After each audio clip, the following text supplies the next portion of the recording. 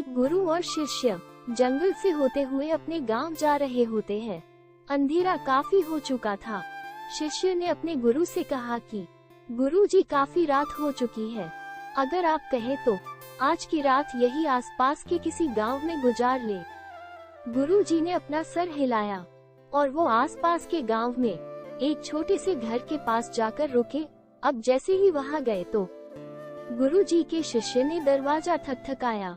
उस घर से एक गरीब आदमी बाहर आया तो गुरुजी ने बोला, हम अपने गांव जा रहे थे, लेकिन काफी रात होने के वजह से हमने इसी गांव में रुकने को सोचा।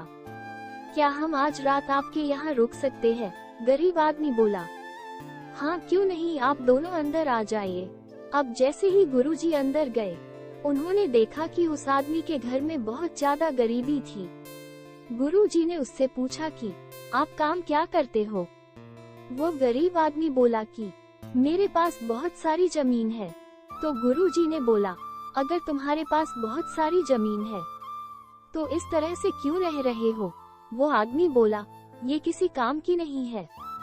गांव वाले बोलते हैं कि ये बंजर जमीन है, यहाँ पर कुछ भी नहीं उगाई जा सकती है और वहाँ फसल उगाना बहुत बड़ी बेवकूफी है। गुरुजी ने बोला कि तुम्हारा गुजारा कैसे होता है? उसने बोला कि मेरे पास एक भैंस है जिससे मेरा पूरा घर चलता है। यही सुनने के बाद गुरुजी सो जाते हैं और रात में जब सब लोग सो रहे होते हैं तब गुरुजी अपने शिष्य को उठाते हैं और उस गरीब आदमी की भैंस लेकर अपने गांव चले जाते हैं।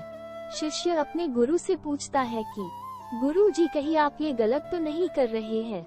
उस गरीब आदमी की रोजी रोटी इसी भैंस की वजह से चलती है। तो गुरुजी अपने शिष्य की तरफ देखते हैं और मुस्कुराते हुए आगे बढ़ जाते हैं। उस बात को तकरीबन 10 साल गुजर जाती है और जो गुरु का शिष्य था वह बहुत बड़ा गुरु बन चुका था। एक दिन उन्हें उस गरीब आदमी की याद आती है कि मेरे गुरु ने उस आदमी के साथ अच्छा नहीं किया था, मुझे एक बार चलकर देखना चाहिए कि वो आदमी अब किस परिस्थिति में है। वो शिष्य उस गांव की तरफ जाता है और वहां जैसे ही पहुंचता है तो वो देखता है कि जहां पर उस गरीब आदमी का झोपड़ा था वहां पर एक बड़ा ही आलीशान महल बन चुका था और उस झोपड़ी के बाहर जो बंजर जमीन थी उस पर फल और फूलों के बगीचे थे। तभी उधर से उस घर का मालिक आता है। शिष्य उसे पहचान लेता है और उस आदमी को बोलता है, तुमने मुझे पहचाना? मैं अपने गुरुजी के साथ आया था, हमने एक रात के लिए आपके यहाँ रुके भी थे। वो आदमी उसे पहचान लेता है और बोलता है कि उस रात में आप कहाँ चले गए थे? और उस रात के बाद ही मेरी भैंस कहीं चली गई थी। मेरे पास कोई रास्ता नहीं था तो मैंने अपने जमीन पर मेहनत की और फसल निकल आई और आज मैं इस गांव का सबसे बड़ा और सबसे अमीर आदमी बन चुका हूँ। ये सुनने के बाद शिष्य के आंखों में अपने गुरुजी के लिए आंसू आ गए और उसे ये बात अब समझ आई और वो रोने लगा। इस कहानी से हमें ये सीख मिलती है कि हमारे अंदर ऐसी बहुत सी टैलेंट छुपी हुई है, लेकिन हमें कोई ना कोई चीज रुका कर रखी है। वो आपके फैमिली वाले भी हो सकते हैं, आपको जॉब भी हो सकती है, कुछ और भी हो सकता है।